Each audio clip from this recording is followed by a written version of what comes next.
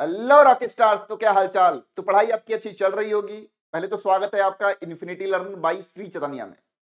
और 11th का course हम लोग कंप्लीट कर चुके हैं। अब इंटर करेंगे हम लोग 12th में। तो 12th का जो पहला चैप्टर है पढ़ने के लिए, उसका नाम है ह्यूमन रिप्रोडक्शन। बहुत ही सारे क्वेश्चन आपसे पूछे जाते हैं ह्यूमन रिप्रोडक्शन से, और बहुत ही आसान सा एक चैप्टर है जो कि लगभग सबको आता है, तो इसी चैप्टर को हम पढ़ेंगे, देखेंगे कि एनसीईआरटी के पॉइंट ऑफ व्यू से कौन से इंपॉर्टेंट टॉपिक्स हैं जहां से सवाल पूछे गए हैं आपसे। तो इस बात को जरूर ध्यान रखेंगे। एनसीईआरटी फुल कवर करेंगे इसके लिए, और चूंकि आपको भी पता है समय बहुत कम है, तो जल्दी जल्दी क्विक रिवीजन के फॉर्म में हम देखते हैं इसे कि हमें क्या पढ़ना है ह्यूमन रिप्रोडक्शन में, और कौन कौन सी बातें जो है, कहां से क्वेश्चन आपसे पूछा गया है आपके नीट एग्जामिनेशन में, उन पॉइंट्स को हाईलाइट करके देखते हैं। ठीक है, तो रेडी होंगे? तो चलिए स्टार्ट करता हूं ह्यूमन रिप्रोडक्शन के बारे में। पहले तो हम जानेंगे कि रिप्रोडक्शन होता क्या है। रिप्रोडक्शन क्या होता है? रिप्रोडक्शन किसी भी ऑर्गेनिज्म की वो प्रॉपर्टी होता है जिसके थ्रू या जिस प्रोसेस के थ्रू एक इंडिविजुअल या दो इंडिविजुअल या जो भी व्हाटएवर एक अपने काइंड का इंडिविजुअल बना सके। Reproduction is the production of young one by an organism. Reproduction इसी को बोलते हैं हम, री मतलब repeated, repeated production of anything is known as reproduction. ठीक है, और किसी भी इंडिविजुअल की वो कैपेबिलिटी जिसकी वजह से अपने तरह का यंग वन बना सके, उसी को हम रिप्रोडक्शन बोलते हैं। अब जब रिप्रोडक्शन हम बोलते ही हैं तो दो टाइप का होता है, शुरुआती हमने पढ़ा होगा। एक होता है हमारे यहाँ सेक्सुअल रिप्रोडक्शन, और दूसरा होता है एसेक्सुअल रिप्रोडक्शन। थोड़ा मोटा मोटी हम जान लेते हैं। जब हम एसेक्सुअल रिप्रोडक्शन की बात करते हैं तो बोलते हैं क्या कि इधर मेल या फीमेल कोई भी इस काबिल है कि अकेले वो इंडिविजुअल बना सकता है। एसेक्सुअल रिप्रोडक्शन में हो सकता हो कि गैमीट का फॉर्मेशन हो ना हो, बट गैमीट का फ्यूजन नहीं होता कभी। लेकिन वही जब सेक्सुअल रिप्रोडक्शन को हम डिफाइन करते हैं तो हम बोलते हैं बोथ पेरेंट्स आर रिक्वायर्ड, और फॉर्मेशन ऑफ गैमीट तो होता ही होता है, साथ ही में उनका फ्यूजन भी होता है, और यही कैरेक्टरिस्टिक फीचर होता है हमारे यहाँ सेक्सुअल रिप्रोडक्शन का। तो हमारे यहाँ चूंकि ह्यूमंस में क्या होता है, सेक्सुअल रिप्रोडक्शन हम परफॉर्म करते हैं, तो हम उसी के कॉन्टेक्स्ट में बात करेंगे। तो हमारे यहाँ जब सेक्सुअल रिप्रोडक्शन हम बोलते हैं तो बोलते हैं क्या, both parents are required, means there is requirement of male and female both. तो मेल और फीमेल दोनों की रिक्वायरमेंट होती है। तो हम ह्यूमन रिप्रोडक्टिव सिस्टम को दो हिस्सों में बांट के पढ़ते हैं, मेल रिप्रोडक्टिव सिस्टम और फीमेल रिप्रोडक्टिव सिस्टम में अलग कर लेते हैं। तो हमको इसी के तहत पढ़ना होगा। हम देख रहे हैं कि reproduction is the production of young one by an organism. Humans are sexually reproducing and viviparous, means they give rise the birth to the baby. Okay? Oviparous जो होते हैं वो अंडे देते हैं, एग ले करते हैं। फिर अगर हम बात करें कि ह्यूमन रिप्रोडक्शन सिस्टम की बात करें, तो हमारे यहाँ अगर हम चलो थोड़ा जनरली क्लासिफाई कर लें तो रिप्रोडक्टिव सिस्टम में चलेंगे। तो रिप्रोडक्शन की कुछ खास बातें हम समझ लेते हैं। हमारे यहाँ रिप्रोडक्टिव ऑर्गन्स को दो हिस्सों में बांटा गया। रिप्रोडक्टिव ऑर्गन जो होते हैं हमारे यहाँ, उनको दो कैटेगरी में हमने डिवाइड कर दिया। कौन सी दो कैटेगरीज हैं, जरा सोचिएगा कौन सी वो दो कैटेगरीज हैं। तो एक को हम बोलते हैं प्राइमरी रिप्रोडक्टिव ऑर्गन। क्या बोलते हैं? Primary reproductive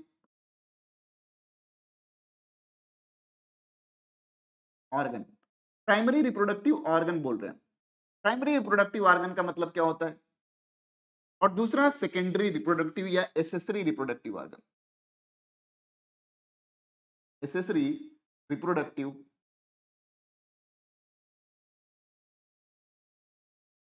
organ. जैसे कि हम बोल रहे हैं कि ये रिप्रोडक्टिव ऑर्गन है, मींस कहीं ना कहीं रिप्रोडक्शन में भागीदारी निभाते होंगे, इनका रोल होता होगा। और हमने जब बात की थी तो अपने यहाँ हम लोग क्या परफॉर्म करते हैं, सेक्सुअल रिप्रोडक्शन परफॉर्म करते हैं। जब सेक्सुअल रिप्रोडक्शन परफॉर्म करते हैं तो डेफिनेट सी बात है हमारे यहाँ formation and fusion of gamete होता होगा, क्योंकि ये कैरेक्टरिस्टिक फीचर है हमारे यहाँ सेक्सुअल रिप्रोडक्शन का। तो हम बोल रहे हैं कि हमारे यहाँ रिप्रोडक्टिव ऑर्गन को दो कैटेगरी में हमने क्लासिफाई किया है। हम बोलते हैं कि एक प्राइमरी रिप्रोडक्टिव ऑर्गन होता है और बाकी एसेसरी रिप्रोडक्टिव ऑर्गन होता है। तो प्राइमरी रिप्रोडक्टिव ऑर्गन हम कहते किसे हैं? द ऑर्गन विच इन्वॉल्व्स या directly associated with gamete formation, यानी ऐसे अंग जहां पे गैमीट का फॉर्मेशन होता है। गैमीट फॉर्मेशन जहां होता है ऐसे अंग को हम क्या बोलते हैं?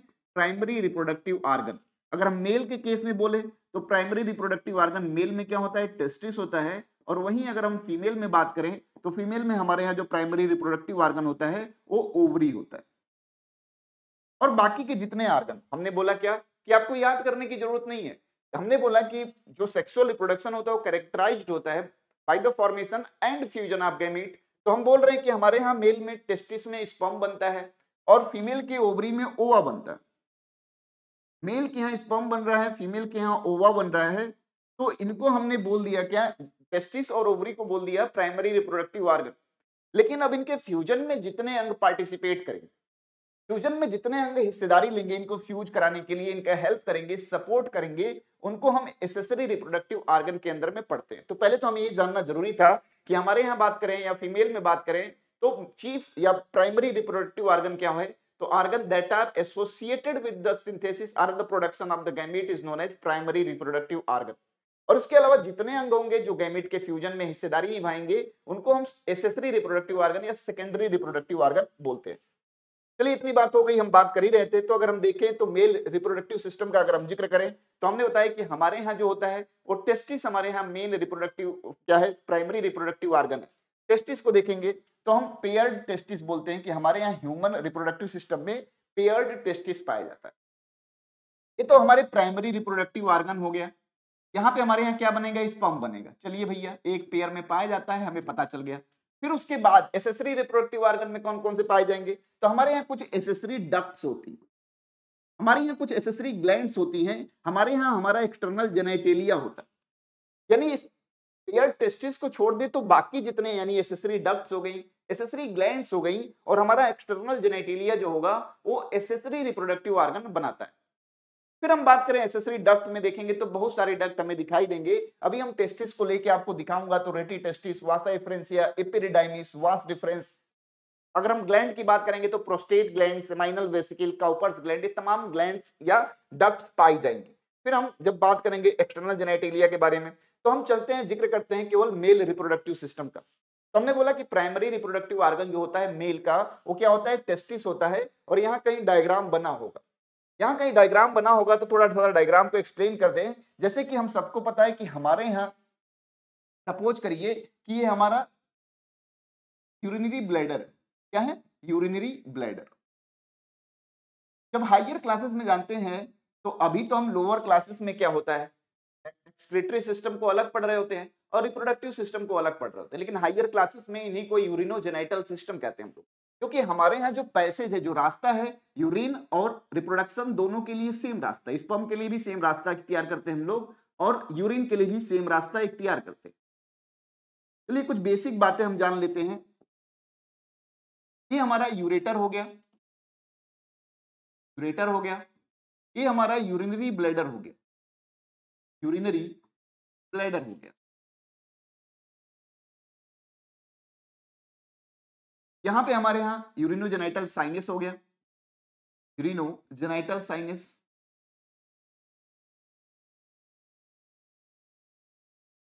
और ये हमारा हो गया यूरेथ्रा। क्या हो गया, यूरेथ्रा। और यूरेथ्रा का वह वाला हिस्सा जो हमारे पेनिस यानी एक्सटर्नल जेनेटेलिया में लाई करता है, इसे हम बोलते हैं पेनाइल यूरेथ्रा। पेनाइल यूरेथ्रा हमने ऐसे बांट लिया। फिर अभी हम टेस्टिस को जानने वाले हैं। तो टेस्टिस हमारे यहाँ एक सैक लाइक स्ट्रक्चर में ऐसे रखा होता है। इस सैक लाइक स्ट्रक्चर को हम स्क्रोट्रम बोलते हैं। क्या बोलते हैं, स्क्रोट्रम बोलते हैं। ये स्क्रोट्रम में हमारे जो टेस्टिस हैं वो गोर्नाकुलम की मदद से जुड़े होते हैं। लेकिन याद रहे कि अगर हम बात करें एम्ब्रियोनिक डेवलपमेंट के दौरान बात करें मेल बेबी का, तो एम्ब्रियोनिक डेवलपमेंट के दौरान जो टेस्टिस होता है मेल बेबी का वो एब्डोमिनल कैविटी में पाया जाता है। अब एब्डोमिनल कैविटी में पाया जाता है, बाद में इसका डिसेंट होता है और हम लाते हैं एक सैक लाइक स्ट्रक्चर में जिसे हम स्क्रोट्रम बोल रहे होते हैं। तो ऐसी क्या जरूरत पड़ी या ऐसा कौन सा रास्ता हमने इख्तियार किया जिसकी वजह से हम टेस्टिस को या तो नीचे लेके आए, और नीचे लेके आए तो कैसे लेके आए, ऐसी क्या रिक्वायरमेंट थी। तो हम सबको पता है कि हमारे बॉडी का जो नॉर्मल टेम्परेचर होता है वो कितना होता है, 37 डिग्री सेंटीग्रेड होता है। हमारे बॉडी के इनसाइड टेम्परेचर जो है 37 डिग्री सेंटीग्रेड है, और स्पर्म बनाने के लिए जो रिक्वायर्ड टेम्परेचर होता है वो लगभग 35 डिग्री सेंटीग्रेड होता है। ये जो 2 डिग्री सेंटीग्रेड का अंतर है, डिफरेंस पड़ रहा है, उस डिफरेंस को मेंटेन करने के लिए हमारे यहाँ कुछ अरेंजमेंट ऐसा किया गया कि जस्ट बिफोर द बर्थ हमारा टेस्टिस जो है डिसेंड किया, और डिसेंड करके लॉन्च कर दिया गया हमारे यहाँ के यहाँ स्क्रोट्रम सैक में। स्क्रोटल सैक में लॉन्च कर दिया गया just to maintain the 1 to 2 degree centigrade for the production of sperm. Clear है। यानी इसके पहले यानी हम बात करें एम्ब्रियोनिक डेवलपमेंट में तो हमारे यहाँ कहीं टेस्टिस यहाँ पाया जाता होगा एब्डोमिनल कैविटी में, हमने एब्डोमेन बना लिया मान लो, और यहाँ हम बता रहे हैं कि बाद में हम स्क्रोटम में लेते आएंगे। कि एब्डोमिनल कैविटी से स्क्रोटम तक का ये जो रास्ता है वो कैसे तय करेगा। इसके लिए एक कैनाल होती है जिसे हम बोलते हैं इंग्वाइनल कैनाल। ये इंग्वाइनल कैनाल के थ्रू इसका डिसेंट होता है, इंग्वाइनल कैनाल।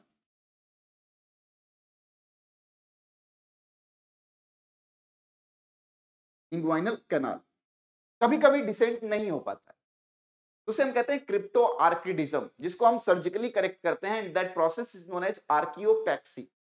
तो पहले हमें बेसिक बातें तो जाननी ही थी कि टेस्टिस होता क्या है, नंबर में कितना होता है। तो हमारे यहाँ पेयर टेस्टिस पाया जाता है। मॉर्फोलॉजी आपने देखा होगा, 4 से 5 सेंटीमीटर लंबा, 2 से 3 सेंटीमीटर चौड़ा, ऐसा पढ़ा होगा। फिर हम देखते हैं कि हमारे यहाँ जो टेस्टिस है ड्यूरिंग एम्ब्रियोनिक डेवलपमेंट हमारे यहाँ एब्डोमिनल कैविटी में पाया जाता है, लेकिन जस्ट बिफोर द बर्थ जो मेल बेबी होता है उसमें टेस्टिस का डिसेंट होता है स्क्रोटल सैक में। और डिसेंट किसके थ्रू होता है? इंग्वाइनल कैनाल के थ्रू होता है। कभी कभी डिसेंट नहीं होता है तो उस कंडीशन को हम क्रिप्टो आर्किडिज्म कहते हैं, जो कि हम करेक्ट करते हैं सर्जरी प्रोसेस के द्वारा, जिसे हम बोलते हैं आर्कियोपैक्सी। क्लियर है? इतनी बात क्लियर है? यस या नो? तो इतनी बात क्लियर है तो हम देख रहे हैं यहाँ पे कि जो रास्ता है वो सेम है। ऐसे रास्ता है वो सेम है। अगर हम पूरे मेल रिप्रोडक्टिव सिस्टम का डायग्राम बनाएं तो बहुत आसानी से आप समझ सकते हैं कि क्या हो रहा है, ये कैसे प्रोसेस हो रहा है। चलिए एक डायग्राम ऐड कर लें। हम जानना चाहते हैं कि टेस्टिस है क्या, या टेस्टिस कैसे बना, या कौन कौन से स्ट्रक्चर्स हैं। तो अगर हम डायग्राम बना के इसे समझाना चाहें तो हमने क्या किया, एक टेस्टिस लिया और उसे काट दिया। एक टेस्टिस लिया और उसे काट दिया तो हमने देखा कि टेस्टिस के ऊपर 3 लेयर पाई जाती है। टेस्टिस के ऊपर 3 लेयर पाई जाती है। जो सबसे बाहर की लेयर होती है उसे बोलते हैं tunica vesiculosa, tunica vaginalis, sorry tunica vaginalis. जो उससे थोड़ी अंदर होती है उसे हम बोलते हैं ट्यूनिका एल्बुजिनिया। क्या बोलते हैं? Sorry, tunica albuginea.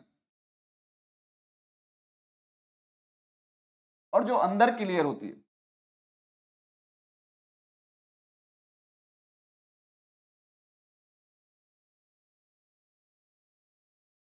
जो अंदर की लेयर होती है उसे हम बोलते हैं ट्यूनिका वेसिकुलेसा। तो हम 3 लेयर पहले लिख लें, ट्यूनिका वेजाइनलिस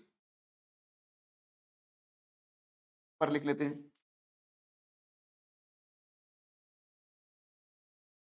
ये सबसे ऊपर का जो है उसे ट्यूनिका वेजाइनलिस।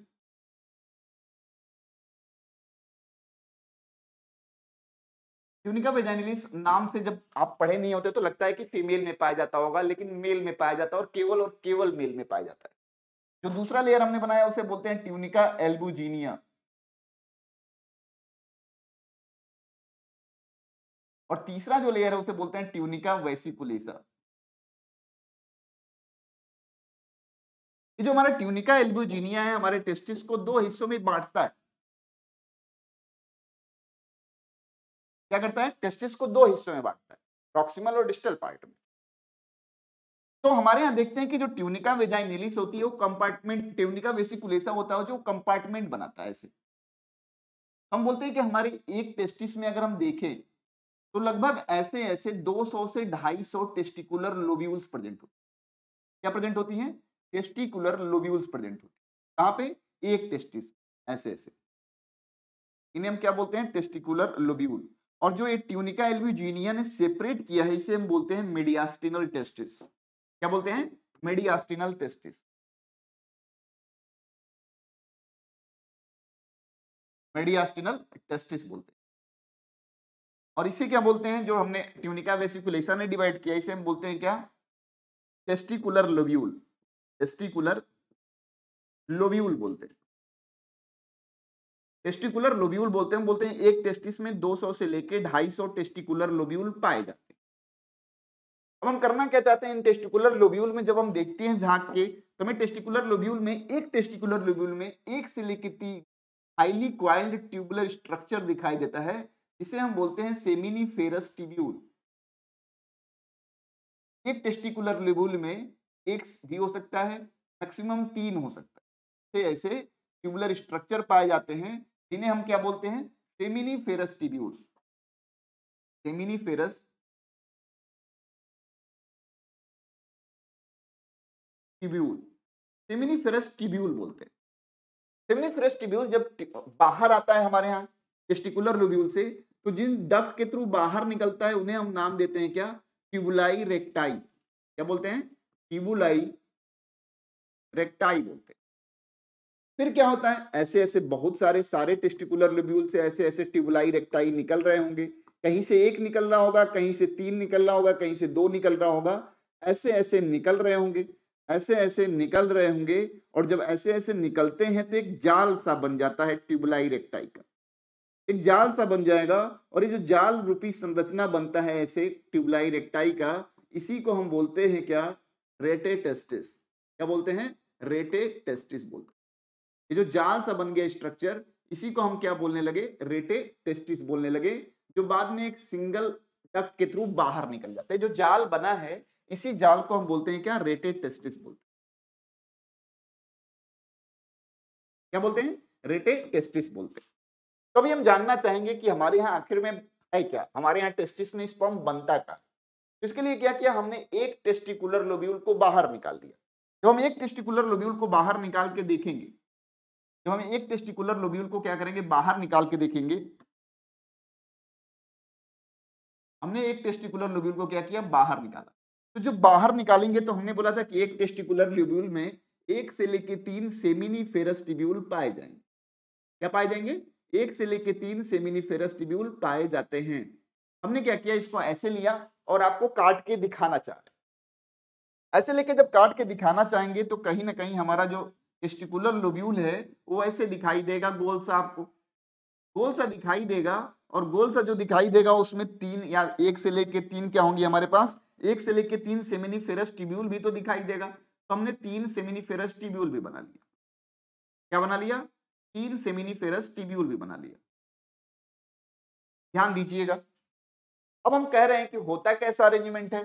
तो हमने सेमिनिफेरस ट्यूब्यूल में देखा कि सेमिनिफेरस ट्यूब्यूल को अगर हम बढ़िया से देखें तो हमें 2 तरह की सेल्स इसमें दिखाई देती है, 2 तरह की सेल्स दिखाई देती है इस सेमिनिफेरस ट्यूब्यूल में।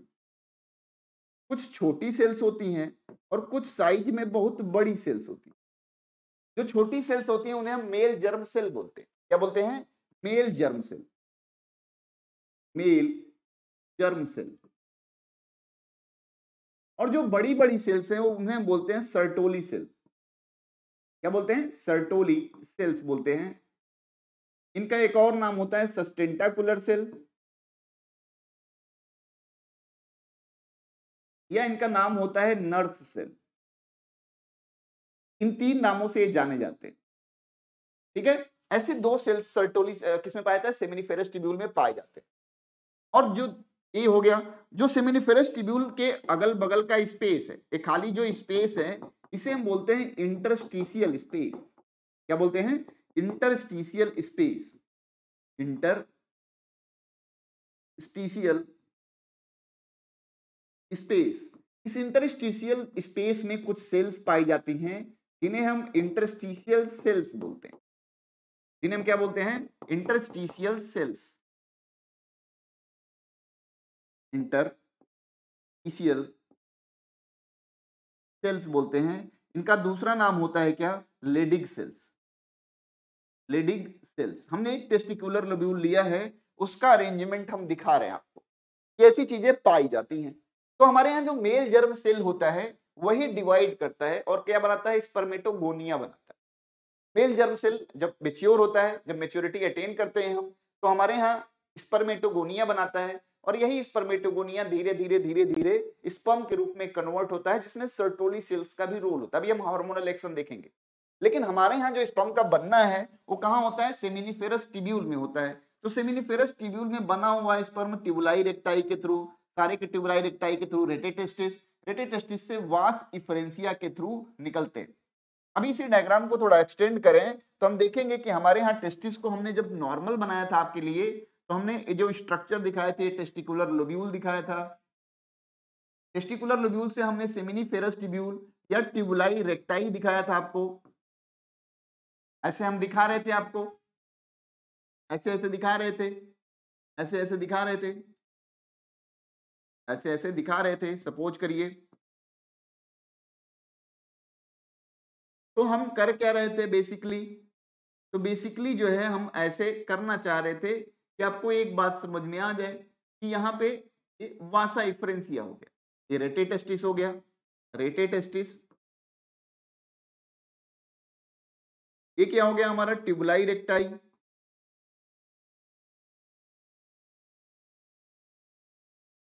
ये क्या हो गया हमारा सेमिनिफेरस ट्यूब्यूल, ये जो बाहर निकला उसे वासा इफ्रेंसिया कहते हैं। ये वासा इफ्रेंसिया जब बाहर निकलता है टेस्टिस के तो हाईली क्वाइल्ड स्ट्रक्चर बनाता है, हाईली क्वाइल्ड स्ट्रक्चर बनाता है, और इस हाईली क्वाइल्ड स्ट्रक्चर को हम बोल रहे होते हैं एपिडिडाइमिस। क्या बोल रहे होते हैं? एपिडिडाइमिस बोल रहे होते हैं। एपिडिडाइमिस को हम 3 पार्ट में बांटते हैं। एपिडिडाइमिस को 3 पार्ट में बांटते हैं। जो हमारा हेड वाला इलाका होता है उसे बोलते हैं कैपोट एपिडिडाइमिस।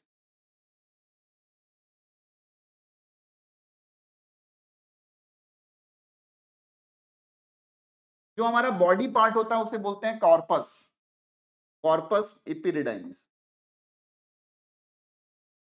और जो हमारा टेल वाला इलाका होता है उसे हम बोलते हैं काउडा, काउडा एपिडिडाइमिस।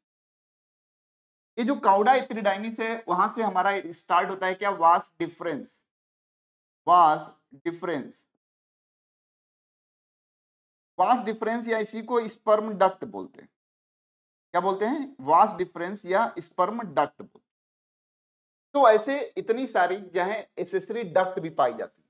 यही वास डिफरेंस जब आगे जाता है तो थोड़ा इस वास डिफरेंस को आगे लेके चलें तो हमने बना लिया यहाँ स्क्रोट्रम। हमने बना लिया क्या? एक छोटा सा स्क्रोट्रम बना लिया, उसमें टेस्टिस बना लिया, और हम जता रहे हैं कि इससे निकलने वाला वास डिफरेंस पहुंच कहाँ रहा है, जरा सोचिएगा। तो हमने बना लिया क्या? Urinary bladder. फिर हमने बना लिया क्या? Urethra, urinogenital sinus. और फिर हम क्या बना रहे हैं? यूरेथ्रा बना रहे हैं। फिर हम पेनाइल यूरेथ्रा दिखा रहे हैं ऐसे। अब हम बोल रहे हैं कि हमारे यहाँ क्या होता है? वास डिफरेंस बाहर निकलती है एपिडिडाइमिस से, यानी यहां से वास डिफरेंस एराइज होती है। बहुत ध्यान से समझिएगा, वास डिफरेंस एराइज हुई कहां से? यहां से। वास डिफरेंस जब एराइज होती है तो यहाँ ऐसे तो चली नहीं जाएगी ऊपर, सपोर्ट चाहिए इसको। तो सपोर्ट चाहिए तो यहाँ मसल्स पाई जाती है, मसल्स होती हैं, ब्लड वेसल्स होती हैं, नर्व्स होती हैं। ये मिलके एक कॉर्ड नुमा स्ट्रक्चर बनाते हैं जिन्हें हम बोलते हैं स्पर्मेटिक कॉर्ड, स्पर्मेटिक कॉर्ड बोलते हैं। स्पर्मेटिक कॉर्ड 2-3 चीजों से बनी होती है। एक तो हमारा वास डिफरेंस हो गया, और दूसरा जो मसल है वो क्रीमास्टर मसल होता है, प्लस नर्व और ब्लड वेसल्स होती है, कॉर्ड नुमा स्ट्रक्चर बनाती हैं। इसे हम क्या बोल रहे होते हैं? स्पर्मेटिक कॉर्ड बोलते हैं। जब यही वास डिफरेंस हमारा पहुंचता है यूरिनोजेनिटल साइनस के पास, यूरिनोजेनिटल साइनस के पास जब जाता है वास डिफरेंस तो यहाँ इसे कुछ एसेसरी डक्ट मिलता है। यहाँ पे हमारे यहाँ जो पहला ग्लैंड मिलता है एसेसरी ग्लैंड, उसका नाम होता है सेमाइनल वेसिकल। सेमाइनल वेसिकल से यही हमारा जो स्पर्म डक्ट है यानी वास डिफरेंस है, वो जब पहुंचता है सेमाइनल वेसिकल के पास तो फ्यूज हो जाता है सेमाइनल वेसिकल से, और सेमाइनल वेसिकल से फ्यूज होने के बाद एक डक्ट बनाता है जिसे हम नाम देते हैं इजाकुलेटरी डक्ट। क्या देते हैं नाम? इजाकुलेटरी डक्ट नाम देते हैं। इन नाम को आप याद रखिएगा। ये क्या है हमारा?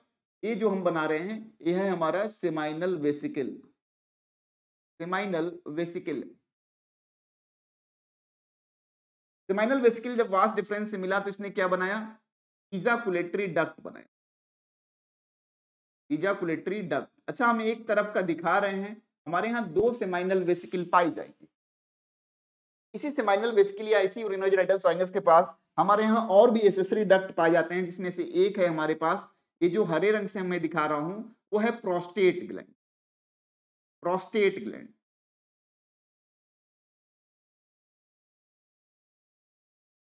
और ये जो प्रोस्टेट ग्लैंड है वो यूरिनोजेनिटल साइनस के चारों तरफ ऐसे लगा होता है, ऐसे ऐसे जब लगा होता है तो जब हम कट मारते हैं तो हमें लगता है 2 है नंबर में, लेकिन रहता कितना है? सिंगल रहता है। तो प्रोस्टेट ग्लैंड है एक सिंगल नंबर में होता है, नंबर याद रखना बहुत जरूरी है। और सेमाइनल वेसिकल हमारे पास कितनी होती है? 2 होती है। यहीं पे एक और ग्लैंड पाई जाती है एसेसरी ग्लैंड, जिसे हम बोलते हैं क्या? काउपर्स ग्लैंड या बल्बो यूरेथ्रल ग्लैंड, काउपर्स या bulbo urethral gland, Cowper's gland या इसी का दूसरा नाम होता है बल्बो यूरेथ्रल ग्लैंड। तो जितने भी आपके यहाँ एसेसरी डक्ट हमने काउंट कराए थे, फिर हमारे जो यहाँ पे जब आता है तो यूरेथ्रा के थ्रू पेनिस में ओपन होता है, जो एक्सटर्नल जेनाइटेलिया होता है मेल में। तो इतने स्ट्रक्चर हैं आपके यहाँ कहाँ पे, मेल रिप्रोडक्टिव सिस्टम में, जिसको कि लगभग हमने सबको आपको दिखा दिया। बहुत इंपॉर्टेंट है, बहुत सवाल पूछे गए इन हिस्सों से। ये मेल रिप्रोडक्टिव सिस्टम की क्या होती है, शुरुआत होती है यहाँ से। कितने स्ट्रक्चर पाए जाते हैं हमारे यहाँ मेल रिप्रोडक्टिव सिस्टम में। मेल रिप्रोडक्टिव सिस्टम में जब इतने स्ट्रक्चर्स पाए जाते हैं तो थोड़ा सा हम हार्मोनल चीजें भी जान लें। अब होता कैसे है, जैसे मान लीजिए टेस्टिस में हमने क्या बोला, टेस्टिस में हमारे यहाँ जब हम देखते हैं तो हमारे यहाँ क्या है, टेस्टिस में दो चीजें हैं, एक तो हमारा स्पर्म सेमिनिफेरस ट्यूब्यूल है और दूसरा इंटरस्टिशियल सेल्स है। तो जब हम टेस्टिस की बात करें, जैसे मान लीजिए हमने एक टेस्टिकुलर लोब्यूल बाहर निकाला, तो टेस्टिकुलर लोब्यूल जब बाहर निकाला तो हमारे यहाँ इसमें सेमिनिफेरस ट्यूब्यूल है और बाकी की स्पेस में क्या होगा, इंटरस्टिशियल सेल्स या लेडिंग सेल्स होंगी। इंटरस्टिशियल सेल्स या लेडिंग सेल्स होंगी, बहुत ध्यान से समझिएगा। तो जब हम प्यूबर्टी अटेन करते हैं तो उस दौरान कब अटेन करते हैं, तो हमारे यहाँ एक हाइपोथैलेमस होता है। क्या होता है, हाइपोथैलेमस। हाइपोथैलेमस करता क्या है हमारे यहाँ, तो हाइपोथैलेमस का फंक्शन है कि हमारे यहाँ प्यूबर्टी अटेन करने के लिए GnRH रिलीज करता है, गोनेडोट्रोपिन रिलीजिंग हार्मोन, जो आता है किसके पास, पिट्यूटरी ग्लैंड के पास, और उसको एक्टिवेट करता है। और पिट्यूटरी ग्लैंड इसके एक्टिवेशन की वजह से दो हार्मोन रिलीज करती है, जिनका नाम होता है FSH फॉलिकुलर स्टिमुलेटिंग हार्मोन, और दूसरे का नाम होता है ल्यूटिनाइजिंग हार्मोन, या मेल के केस में ICSH interstitial cell stimulating hormone. ठीक है, FSH जब आता है तो हमारे सेमिनिफेरस ट्यूब्यूल के मेल जर्म सेल को एक्टिवेट करता है कि भैया आप डिवाइड करिए, क्या करिए, डिवाइड करिए, और male germ cell respectively spermatogonia बनाने की शुरुआत करता है। ये जो हमारा LH या ICSH होता है, ये हमारे इंटरस्टिशियल सेल्स या लेडिंग सेल्स को एक्टिवेट करता है कि भैया आप मेल जो हार्मोन है, जो एंड्रोजन है, जो टेस्टोस्टेरोन है, उसको रिलीज करें। और इस तरह से हम हार्मोनल क्या करते हैं, फंक्शन देखते हैं। तो जैसे ही FSH आएगा तो हमारे यहाँ जो मेल जर्म सेल है वो डिवाइड करके क्या बनाएगी, स्पर्मेटोगोनिया बनाएगी। अच्छा, हमारे यहाँ मेल जर्म सेल जब डिवाइड करेगा तो बहुत सारा स्पर्मेटोगोनिया बनाएगा। अगर हम यहाँ लिखते जाएं तो स्पर्मेटोगोनिया बनेगा बहुत सारा, स्पर्मेटोगोनिया बहुत सारा हमारे यहाँ बनेगा, और इसकी पोलैरिटी जो होती है 2n होती है। बहुत सारा स्पर्मेटोगोनिया जब बनता है तो हम देखते हैं कि कुछ समय बाद होता क्या है कि हम बांट लेते हैं दो तरीके के स्पर्मेटोगोनिया में। कुछ स्पर्मेटोगोनिया में क्या होता है, अचानक से हमें ग्रोथ दिखाई देने लगता है, तो हम बोलते हैं टाइप A, टाइप 2 बोल दिया, टाइप A बोल दिया, कुछ में हो रहा है ग्रोथ, कुछ में नहीं हो रहा, हमने दो टाइप बना लिया है, स्पर्मेटोगोनिया है। तो जो कुछ स्पर्मेटोगोनिया है वो कंटिन्यूअसली डिवाइड करके केवल और केवल स्पर्मेटोगोनिया ही बना रहे हैं माइटोटिक डिवीजन के थ्रू, यानी पोलैरिटी इनकी भी 2n होगी और इनकी भी 2n होगी, यानी ये भी स्पर्मेटोगोनिया है ये, लेकिन स्पर्मेटोगोनिया में कुछ तो केवल डिवाइड ही कर रहे हैं, कुछ में ग्रोथ दिखाई दे रहा हमें। क्या हुआ, ग्रोथ स्टार्ट हुआ, कुछ में क्या हुआ, ग्रोथ हुई, शुरुआत हुई। ग्रोथ हुआ तो बना क्या, प्राइमरी स्पर्मेटोसाइट बना। जब ये ग्रो किया स्पर्मेटोगोनिया तो क्या बनाया, प्राइमरी स्पर्मेटोसाइट बना। क्या बना भैया, प्राइमरी स्पर्मेटोसाइट। याद रहे ग्रोथ हुआ है, इसलिए प्राइमरी स्पर्मेटोसाइट की जो पोलैरिटी होगी वो 2n ही होगी, और प्राइमरी स्पर्मेटोसाइट डिवाइड करता है और पहला मियोटिक डिवीजन कंप्लीट करता है, फर्स्ट मियोसिस करता है, और बनाता क्या है, सेकेंडरी स्पर्मेटोसाइट। और सेकेंडरी स्पर्मेटोसाइट चूंकि आपको पता होगा फर्स्ट मियोटिक डिवीजन के रिजल्ट में बना है तो n हो गया होगा। सेकेंडरी स्पर्मेटोसाइट क्या बनाता है, सेकेंड मियोटिक डिवीजन कंप्लीट करके बनाता है क्या, स्पर्मेटिड। और ये जो बना हुआ स्पर्मेटिड है हमारा, वही जाके सर्टोली सेल से अटैच होता है। यहाँ दिखाया गया होगा कि स्पर्मेटिड जाके हमारे सर्टोली सेल से अटैच होगा और वहां पे वो क्या करेगा, मेच्योरिटी अटेन करेगा।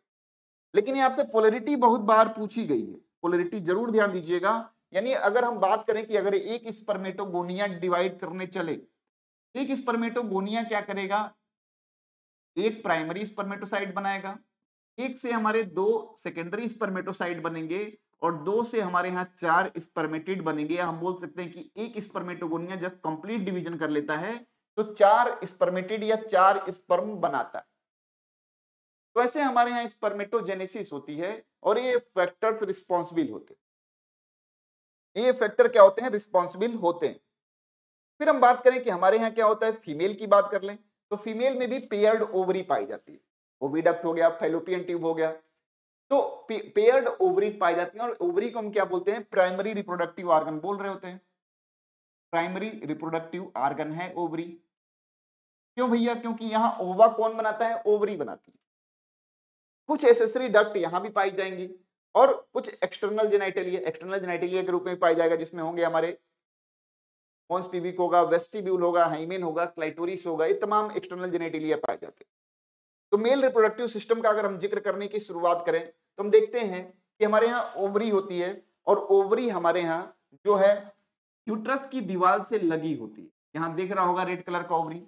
और फिर हम यूट्रस की बात करें, यूट्रस एसेसरी स्ट्रक्चर है, क्योंकि ओवरी में हमारे यहाँ क्या बनता है, एग बनता है, लेकिन बाकी के सारे स्ट्रक्चर केवल सपोर्टिंग फ्रेमवर्क या सपोर्टिंग रोल प्ले करेंगे कि गैमीट का फ्यूजन करा सके। यूट्रस हमारे यहाँ जो भी है वो क्या है, एसेसरी रिप्रोडक्टिव ऑर्गन है।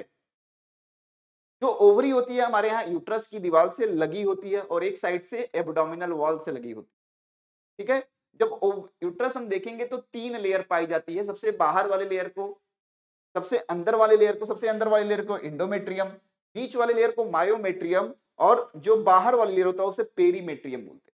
तो 3 लेयर पाई जाती है हमारे यूट्रस में। यूट्रस को हम वूम्ब भी बोल रहे होते हैं और यूट्रस अल्टीमेटली बर्थ कनाल के थ्रू वेजाइना में ओपन होता है। तो हम मोटा मोटी एक डायग्राम देखते हैं किसका, अपने यहाँ फीमेल रिप्रोडक्टिव सिस्टम का। क्या बोलते हैं, फीमेल रिप्रोडक्टिव सिस्टम का। तो अगर हम डायग्राम बना के दिखाना चाहें आपको, मान लीजिए हम फीमेल रिप्रोडक्टिव सिस्टम का डायग्राम बना के दिखाना चाहें तो हम यहाँ बना रहे हैं क्या, हम बना रहे हैं तरह से।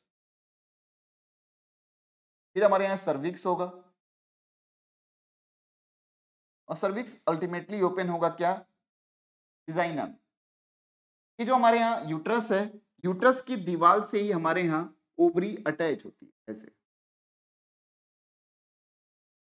2 ओवरीज पाई जाती हैं, एक साइड से यूट्रस से अटैच होती हैं और दूसरे साइड से एब्डोमिनल वॉल से अटैच होती है, एब्डोमेन से।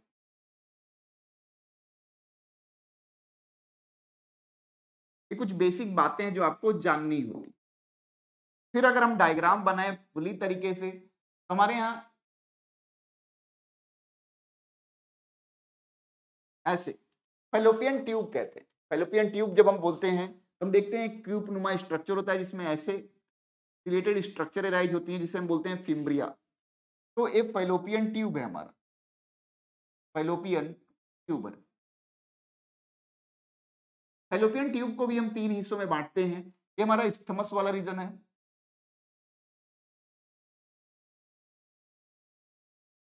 ये हमारा एम्पुला है और ये हमारा क्या है, इन्फेंडिबुलम है।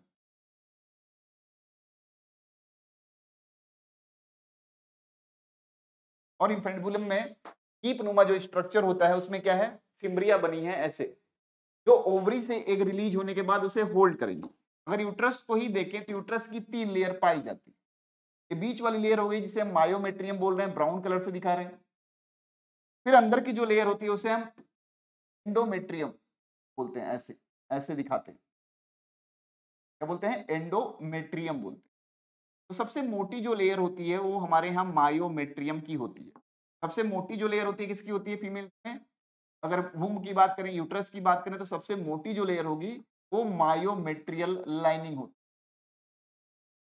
इधर भी हम फैलोपियन ट्यूब दिखा सकते हैं, अदरवाइज आपको लगेगा एक ही पाया जाता है।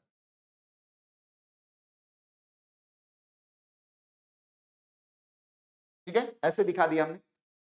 फिर हमारे यहाँ सर्विक्स होता है, सर्वाइकल कैनाल होती है या बर्थ कैनाल बोलते हैं इसे।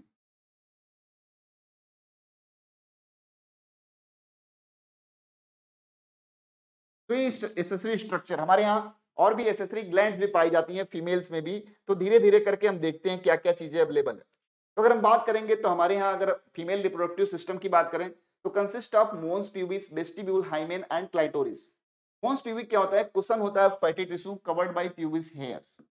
वेस्टिब्यूल की बात करेंगे तो ये मेडियन चैनल होता है, it includes labia majora, large fleshy fatty and hairy outer fold surround vaginal opening that is known as labia majora. What is labia minora? Small thin and hairless inner fold is known as labia minora.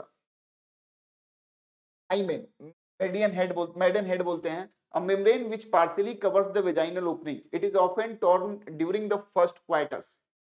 Hymen may also be broken by the sudden fall or jolt, insertion of vaginal tampon, active participation in some sports item, etc. In some women, hymens persist even after coitus, so the hymen is not reliable indicator of virginity. If we talk about the clitoris, clitoris is the highly sensitive organ lying just in front of the urethral opening. तो ये structures हमारे यहाँ females में पाई जाती है। हम बात करते हैं हमारे यहाँ फीमेल की, जब भी हम बात करेंगे तो हमारे यहाँ फीमेल में मेमोरी ग्लैंड भी होता है। मेमोरी ग्लैंड की बात करेंगे तो आप देखे होंगे कि जो हमारा थोरेसिक रीजन होता है फीमेल्स में वहां मेमोरी ग्लैंड पाई जाती है। फीमेल्स में वहां मेमोरी ग्लैंड पाई जाती है बेसिकली हमारे थोरेसिक रीजन। तो थोरेसिक रीजन में जहां अटैच होती है पेक्टोरलिस मसल से होती है, ये हमारा पेक्टोरलिस मसल है। और हम फीमेल्स में हमारे यहाँ क्या होता है, जो मेमोरी ग्लैंड होता है वो प्रोमिनेंट होता है, डेवलप्ड होता है। तो हम देखते हैं कि अगर मेमोरी ग्लैंड की बात करें फीमेल्स में तो बहुत सारे ऐसे मेमोरी ग्लैंड, जैसे टेस्टिस में हमने पढ़ा था, हमने टेस्टिकुलर लोब्यूल, ऐसे ऐसे बहुत सारे ऐसे ऐसे क्या पाए जाते हैं, एल्बोलाई पाए जाते हैं। लगभग 10 से 15 एल्बोलाई पाए जाते हैं ऐसे ऐसे, उनके चारों तरफ फैट बॉडी होती है ऐसे ऐसे। इन्हीं एम्पुलाज में क्या होता है, मिल्क का प्रोडक्शन होता है। बाकी ये क्या होते हैं, ये फैट होता है, फैट सेल्स हो गई। ये हमारे यहाँ पेक्टोरलिस मसल हो गया,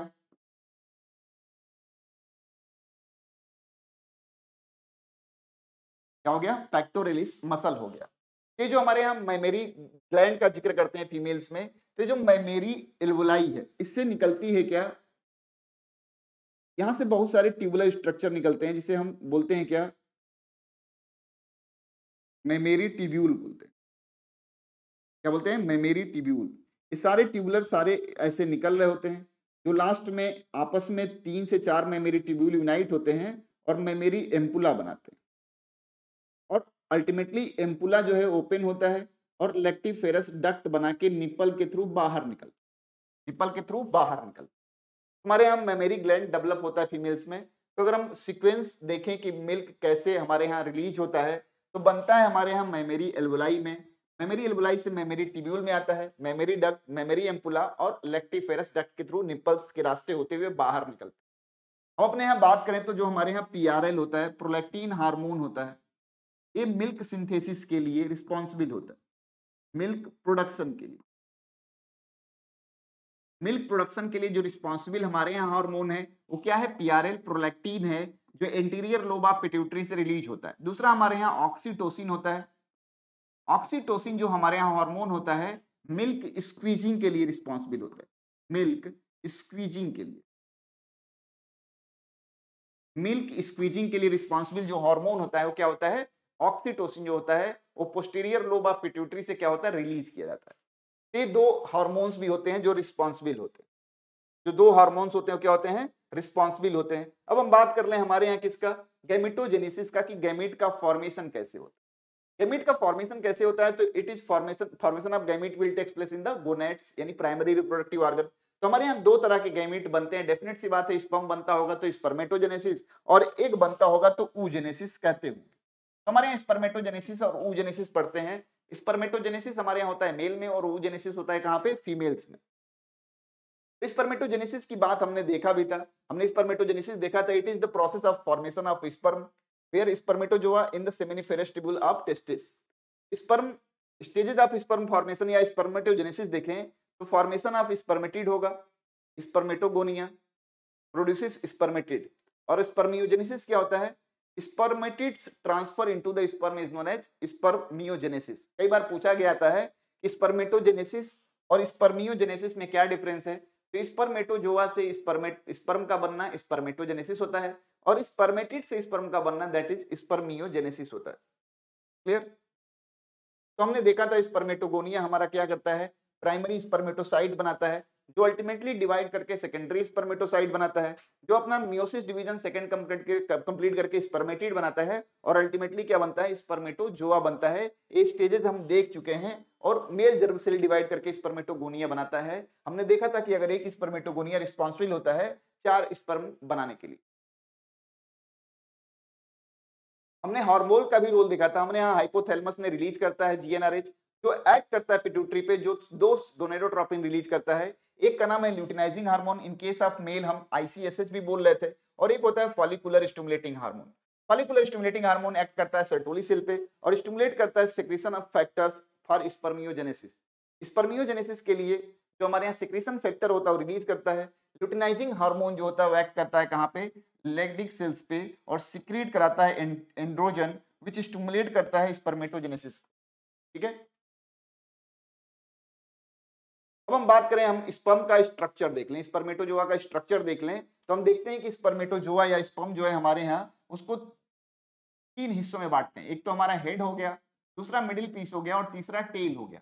हेड में देखेंगे तो हमारे पास सबसे आगे जो होती है कैप नुमा स्ट्रक्चर होती है जिसे हम एक्रोसोम बोलते हैं, न्यूक्लियस होता है। और हम मिडिल पीस वाले इलाके में देखेंगे तो बहुत सारे माइटोकॉन्ड्रिया पाए जाते हैं जिसे हम निबेन कर्ण भी बोलते हैं। और निबेन कर्ण माइटोकॉन्ड्रिया इसलिए हाईली माइटोकॉन्ड्रिया यहाँ पाए जाते हैं क्योंकि यहाँ इसकी मोटिलिटी को इंश्योर कराते हैं लोग। तो ओवल शेप्ड होता है, formed in nucleus and formed of nucleus and acrosome. Acrosome is formed from the Golgi complex, it contains lytic enzymes. Behind the head is neck, head के बाद नेक होता है हमारा। तो ऐसे करके स्ट्रक्चर दिया हुआ स्पर्म का, जिसमें आप देख सकते हैं कि एक्रोसोम हो गया, ये जो हमारा नेक वाला इलाका हो गया, मिडिल पीस वाला इलाका हो गया, इसमें क्या है बहुत सारे माइटोकॉन्ड्रिया दिखाई दे रहे होंगे, और ये टेल वाला इलाका दिखाई दे रहा होगा। टेल वाला इलाका दिखाई दे रहा होगा आपको, टेल वाला इलाका दिखाई दे रहा होगा। तो इतना हम पढ़ते हैं किसमें, इतना हम पढ़ते हैं मेल रिप्रोडक्टिव सिस्टम में। तो नेक्स्ट लेक्चर में हम पढ़ेंगे किसके बारे में, फीमेल रिप्रोडक्टिव सिस्टम के बारे में पढ़ेंगे। तब तक आप मुस्कुराते रहिए, खेलते रहिए। धन्यवाद, bye bye, tata, take care.